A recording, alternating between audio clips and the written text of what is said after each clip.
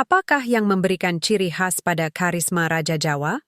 Melalui video ini, kami akan mengeksplorasi komponen esensial yang menggabungkan kestabilan kekuasaan dan kedalaman kebijaksanaan yang terajut dalam warisan budaya Jawa. Dalam budaya Jawa, raja ideal memiliki 1. Keadilan dan kebijaksanaan, memimpin demi kesejahteraan rakyat. 2.